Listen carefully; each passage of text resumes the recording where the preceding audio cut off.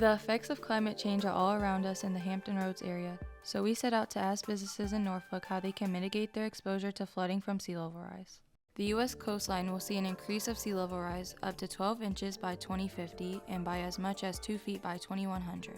We spoke with Eric Neal, the director of the Chrysler Museum of Art in Norfolk. The Chrysler Museum of Art is an art museum, and we have over 30,000 works of art, and they go from objects from ancient Egypt up to the most contemporary. We're well known for European and American art, painting and sculpture. So where we are is right near a body of water called the Hague, and we get high tides, and sometimes those tides run into the streets around the Chrysler or into the parking lot.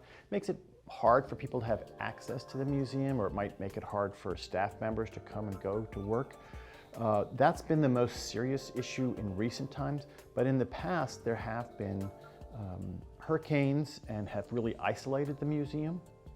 I'm happy to say that we've never had artwork damaged by sea level rise or storm damage or anything like that. Joshua Bear is a research professor at Old Dominion University who has studied flooding in Norfolk. Chrysler is susceptible to flooding, largely due to its proximity to the shoreline and its elevation. It's relatively low, so when you have tidal flooding and surge, it's able to push that water inland. The Chrysler Museum has raised over $55 million to combat the sea level rise in Norfolk. Well before the hurricane, we made sure that we didn't have any artwork at a low level. It can easily be reached by rising waters. We've also taken a lot of machinery out of basements, so we stopped using a boiler and we put things up on the 3rd floor. The museum also has floodgates, which have yet to be tested. We have these metal gates and they slide right in front of the front doors. Happily, we haven't had water rise that far that we've ever actually tested them, but it's certainly conceivable that it would. The museum is just one building getting upgrades. The city of Norfolk is planning on investing more than $2 billion on flood walls, levees, floodgates, and pump stations.